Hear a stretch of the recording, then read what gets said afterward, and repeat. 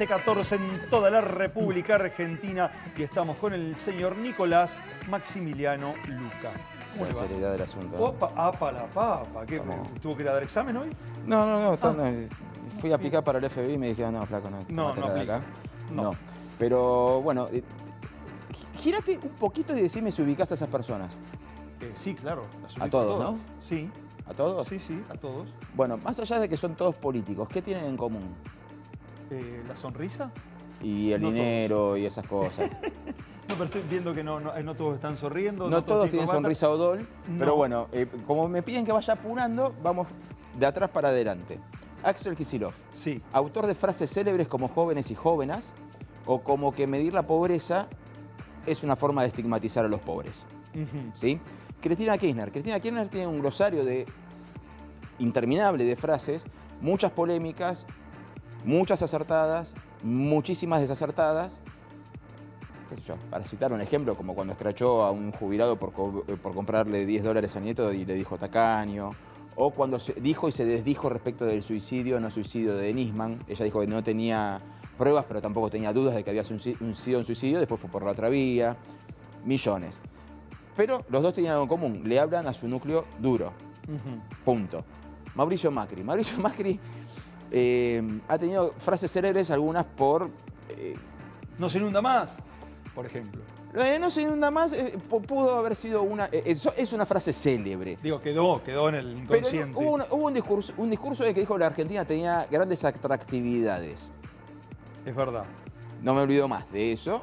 O cuando dijo que había muchas zonas que tenían poca agua y otras que tenían mucha agua, el día que Entre Ríos estaba convertida en Venecia. Lilita Carrió, bueno, no nos olvidemos de Mauricio Macri el 12 de agosto, al día siguiente de las elecciones de las PASO, en la que durante una conferencia de prensa dijo que la culpa de todo lo que estaba pasando en la Argentina era de los que no lo habían votado a él. Elisa Carrió, bueno, últimamente basta con entrar a Twitter y ver lo último que tuiteó para saber que hay algo polémico. Está compartiendo textos bíblicos, la cita de hoy, ayer fue Mateo no sé cuánto, etcétera, etcétera, etcétera. Pero entre sus grandes frases célebres, que también tiene un glosario como para armar una suma teológica al estilo Santo Tomás, 35 tomos en latín, ha dicho, entre otras cosas, en el debate del aborto, lo miró Monzó y dice, es la primera vez que me da la palabra desde que estamos acá. Y la verdad es que Miro Monzó le dio la palabra en todas las sesiones. Claro. Porque es su función, era su función. Pero bueno, también cargó contra Vidal, era la que más agitaba y decía que los radicales los manejaba ella como quería, que eran misóginos, etc. Y formaba parte de la misma coalición. Y Alberto Fernández, últimamente ha tenido frases, bueno, últimamente no, reconozcamos que primero dijo que el coronavirus se curaba con un tecito. De ahí para acá ha tenido una gran sucesión de frases desafortunadas, como por ejemplo cuando dijo, y al que no cumple la cuarentena voy y lo meto preso yo, lo cual es agarrar la Constitución y meterla en una trituradora directamente. Pero fue polémica en las últimas semanas. Exacto. Por el tema de dónde vienen los argentinos. Y en vez de quedarse callado, dejarla pasar, redobló la apuesta y de golpe somos afroamericanos todos, con lo cual no es que ofendió a una parte, sino que terminó de ofender a todo el mundo. ¿Qué tienen en común todos ellos? Que todos sienten la necesidad de que tienen la obligación de hablar y mucho. De hablar y mucho. Y cuando uno hace muchas veces algo, aumenta la probabilidad de ¿qué? De cometer errores. Claro, por supuesto. Bueno, entonces la pregunta es, ¿coacheo sí, coacheo no? Alberto rechaza ser coacheado, ¿sí? Y también sabemos que hay otros, por ejemplo, en Cambiemos sabemos que hay un gran porcentaje de personas con las cuales vos hablás y te das cuenta que están coacheados todos por las mismas personas, excepto 2 o 3, ¿sí? Porque hablan de la misma forma, son las mismas palabras. Sí. Y ¿sabés qué, Daniel? Entonces, ¿coacheo sí, coacheo no? ¿Qué es lo que pasa? ¿Hay una obligación para que todos los políticos tengan que hablar mucho y embarrarla de esta manera? Y puntualmente, ¿a quiénes les hablan? Apa la papa, lo dejó planteado y vamos a hablar de esto, por supuesto, con Gabriel Slavinsky. ¿Cómo te va, Gabriel? Buenas tardes. Nicolás y Daniel te saludamos. ¿Cómo estás? Hola, ¿cómo están? ¿Cómo andan? Bien, bueno, habrás escuchado lo que empezó a desgranar un poquito, a contar acá Nicolás. ¿Y qué opinás de esto? ¿Coacheo sí, coacheo no? ¿Tienen que estar todos coacheados? Yo siempre digo que la planificación y el entrenamiento son muy importantes para potenciar las ideas, para aclarar los mensajes que los dirigentes quieren dar. Quizá una de nuestras funciones como consultores sea esa. Y esto no tiene que ver con la manipulación, claramente no es de este modo. Se nota mucho cuando son los dirigentes de primera línea, pero vos pensá la gran ayuda que es para intendentes, concejales, que a veces se lanzan a decir cosas que ni siquiera están de acuerdo con lo que quieren realmente expresar o que su objetivo sea el que finalmente quieren comunicar.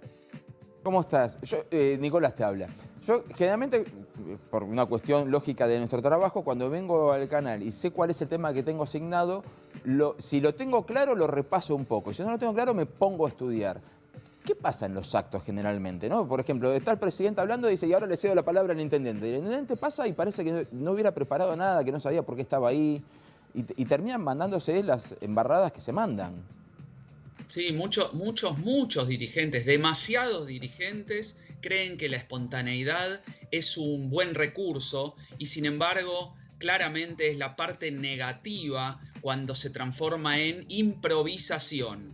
Entonces la verdad es que pensar de que llegaron al lugar que están y que quieren trascender, porque nosotros muchas veces escuchamos intendentes que quieren ser gobernadores y piensan que simplemente haciendo lo que venían haciendo pueden lograrlo y no, y la verdad es que hay que estudiar, planificar, entrenar para ser eficiente el mensaje, para que la ciudadanía lo comprenda. Y esto tiene que ver no solamente con manipular las formas, que podría ser un camino, un atajo innecesario, es generar las mejores formas posibles para que la sustancia resalte. Ahora, yo por una cuestión de edad tuve que estudiar a estos dos dirigentes que te voy a mencionar, pero viendo los videos, gracias a Dios, está lleno de videos, yo veía que Menem era una persona cuando leía los discursos y era otra persona cuando improvisaba y citaba los libros de Sócrates. Y después me enteré que el presidente Alfonsín, a pesar de lo espontáneo que parecía en público y de cómo hablaba, preparaba minuciosamente cada uno de esos discursos y los repasaba y los releía y la espontaneidad surgía después según sus asesores. Es como que en medio del discurso se le ocurría algo y lo metía. Te voy a dar... ¿Qué pasó en el camino que los políticos se fueron corriendo de ese método?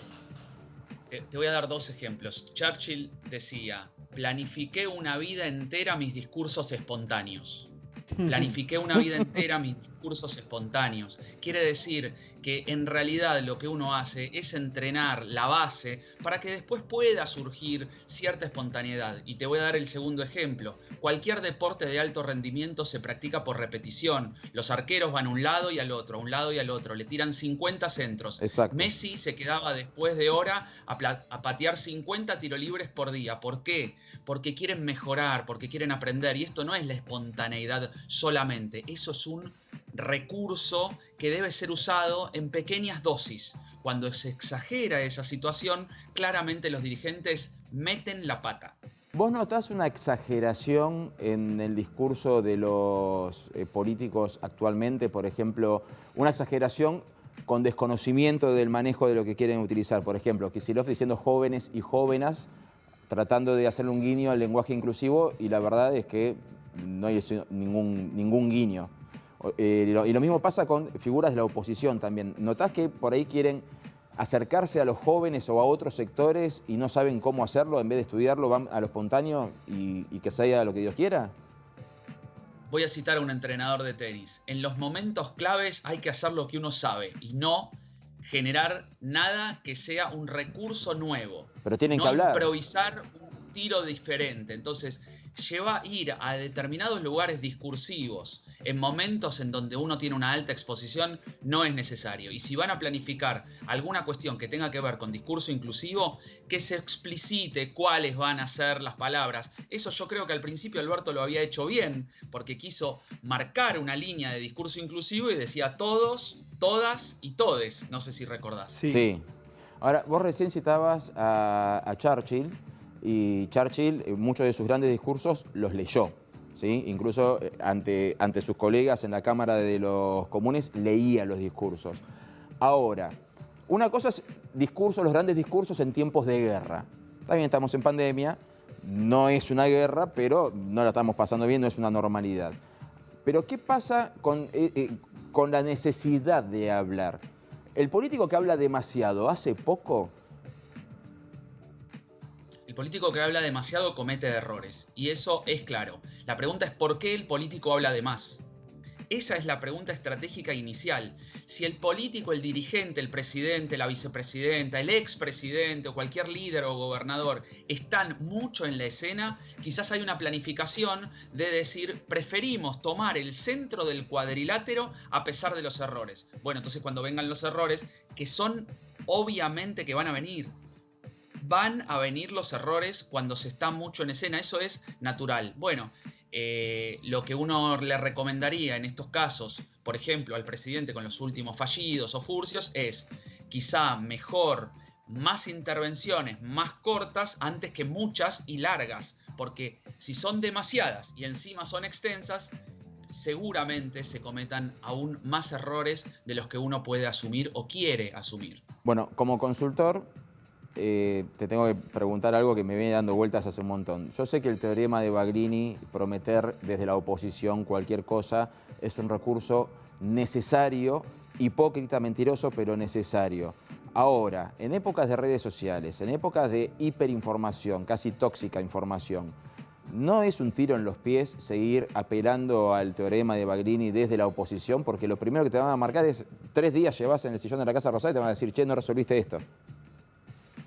Sí, es verdad lo que vos marcás y que la premisa no es necesariamente poner las promesas en primer plano. Yo, si me preguntases en campaña, lo que haría es fijar 2 o 3 ejes principales en donde todos los voceros del mismo espacio estemos de acuerdo y no se generen esto que vemos hoy en día y sobre todo en el último tiempo y que seguramente en los próximos 15 días también, hasta que se cierren las listas, vemos estas contradicciones y confrontaciones entre dirigentes mismos de un mismo sector. No tiene ningún sentido. Entonces, campaña orquestada, voceros que hablen de lo mismo, de modo constante, y 2 o 3, 4 máximo ejes que permitan hacer un mensaje y un discurso y una comunicación de campaña lo más eficientemente posible. No me centraría en esas promesas que, como vos decís, es tirarse un tiro en los pies. Y ahora, Gabriel, ¿qué nos espera a nosotros, digamos, ¿no? A los comunes que venimos atravesando este tiempo de pandemia, que estamos ya tan cansados de todo y ahora vuelven los discursos, vuelven las elecciones? ¿No le podés tirar un centro ahí a los políticos a decir, por favor, muchachos, hablen menos? Quizás la gente está cansada, ¿eso no lo notan? Hace un mes que vengo diciendo en todos los lugares donde me preguntan que por favor hablen menos. De hecho, la pregunta sobre los furcios últimos del presidente, la respuesta clarísima es que por favor hable menos. Pero no es una crítica a la función presidencial. Claramente él se siente cómodo estando en el centro de la escena, pero que al momento en donde se cometen tantos errores, lo ideal es bajar un poco el perfil, tener más intervenciones y más simples. Pero se lo diría también al expresidente Macri en una mesa, la de Mirta Legrand o Juana Viale, que habla de lo de Netflix, que me parece que es imprudente e innecesario decirlo de ese modo. Casi que te diría que lo aconsejable, quizás en estos líderes que son de alto rendimiento, ya que hacemos comparaciones deportivas, se nota mucho, pero lo que les diría en general a todos es que abajo la espontaneidad, abajo la improvisación y que planifiquen mucho más lo que quieren decir para que el mensaje sea eficiente. Y le hablo mucho más a los intendentes, concejales, quizá legisladores también, y a nivel sobre todo provincial y más que nada municipal. Ahora, hay otro hilo conductor que noté, ni bien iba repasando las fotos, me apareció un hilo conductor nuevo mientras las iba viendo. Y es que todas estas personas que cometen tantos furcios o errores involuntarios o voluntarios, no lo sabemos, en algún momento fueron voceros de gestiones anteriores. Kicillof era el vocero económico de Cristina Fernández. Alberto Fernández era el vocero de Néstor Kirchner. Vocero ad hoc, era el jefe de gabinete y era el que más hablaba y el que más defendía la gestión. ¿Qué pasa cuando no tenés a tu jefe encima y tu carrera es ser vocero? A ver, yo creo que acá hay dos temas. Uno, que todos son grandes voceros y al ser líderes que tienen una buena capacidad de discurso, de oratoria, en algún sentido se confían y ahí cometen los errores. Entonces, al ser voceros de sí mismos, tienden a cometer más errores de lo recomendado. Es la otra cara también, la de no tener un jefe propio, ¿no? Alberto Fernández yo lo veo mucho como si fuese jefe de gabinete o como si fuese jefe de campaña, como un articulador del Frente de Todos, y cuando tiene que ser presidente, digo, actúa en esa doble función y siempre es mucho más complicado. No se puede ser 2, 5 y 9 a la vez del mismo equipo. Claro, es como que... claramente cada uno de ellos tiene alguna particularidad de por qué habla y se expone de la manera en que se expone. Me gusta cómo la política y el Sí, deporte sí. se unen, ¿no? Sí, sí. Bueno, Pérez Reverte, uno de los mayores escritores y más prolíficos que tiene el mundo hispano, dice que él, si no tiene editor, no publica. O sea, hasta Pérez Reverte dice, necesito a alguien que me corrija, alguien que vea con otros ojos y lo que escribí es, bueno, usó una mala palabra, es una o es algo potable. Ahora, ¿sentís que se extraña, por ejemplo, en Juntos por el Cambio, que se hayan sacado de encima a Jaime Durán Barba, que nucleaba y decía, bueno, el discurso tiene que ser este discurso? Todos hablen de lo que quieran, pero en torno a este discurso, y lo mismo pasa en el Frente de Todos, donde cada uno tiene una postura distinta respecto del tema Venezuela, por poner un ejemplo. Massa piensa una cosa, Alberto Fernández otra, Cristina otra. ¿Sentís que la política de este momento le falta a esas personas que considerábamos monjes negros, pero que nucleaban discursos? Yo creo que no es necesariamente una cuestión discursiva solamente, y la situación que tiene el Frente de Todos es muy diferente a la de Juntos por el Cambio.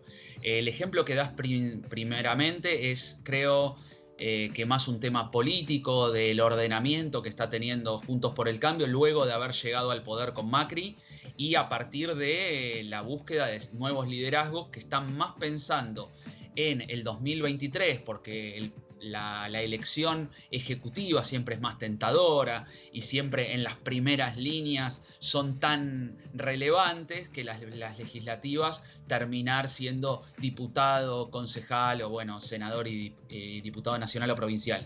Yo creo que esa es la disputa por los cargos y mirando siempre el 2023 en el que está Juntos por el Cambio, cuya consecuencia es una contradicción o confrontación discursiva. En el caso del Frente de Todos es diferente. Aunque tenga una dispersión temática, están más ordenados en esa situación porque hay una firma, diría a sola firma el crédito, que es la de la vicepresidenta de la Nación, es la firma más importante del Frente como responsable del caudal político más grande. Aunque con ella sola no se podía, pero sin ella no se podía, pero con ella sola no alcanzaba.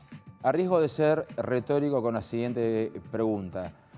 ¿Cómo funciona la mentalidad del que recibe la información, el famoso núcleo duro, ¿no? Porque, por ejemplo, Cristina puede decir una genialidad o una bestialidad y el 30% del núcleo duro no se mueve ni al 30,1 ni baja al 29,9. ¿Cómo funciona eso? El ejemplo de Cristina es bueno porque estratégicamente creo que es la más ordenada de todos. Habla poco, usa Twitter y la televisión, le habla a los propios. Ahora, estamos hablando de Cristina ahora. Sí. Le habla a los propios, confronta con los ajenos y no intenta ni siquiera persuadir a los independientes o a los indecisos. ¿Por qué? Porque su núcleo es grande y amplio. Entonces busca conservar esa base electoral que le permite al peronismo estar arriba quizá en muchos momentos en encuestas o ganar elecciones como las que ganó en el último tiempo, sumándole algunos ingredientes, en ese caso como el de Alberto Fernández, articulando y moderando, y Sergio Massa con el Frente Renovador. Es diferente a otros momentos de Cristina, por supuesto, que cuando era presidenta y tenía esas cadenas nacionales prolongadas, seguramente buscando hablarle a un todos, generaba tanto amores como odios en distintas partes de la población. Pero claramente Cristina es central, es la líder más importante de los últimos años en la Argentina, y eso hay que reconocérselo. A algunos les duele, pero claramente tiene la centralidad política en nuestro país. Gabriel, realmente muy, muy interesante. Si me lanzo a la política lo contrato a Gabriel, ¿eh? Sí. Es mi coach. Tenemos que charlar los honorarios. Porque eso lo arregla con vos. Eso lo arregla con los vos. Consultores no son tan careros, pero vos sos un medio... Gabriel, muchísimas gracias por esta comunicación. Que tengas una buena tarde. Igualmente, un saludo para los dos. Gracias. Muy bien, señoras y señores. Te invito a un bar muy especial. Me parece que tenemos un...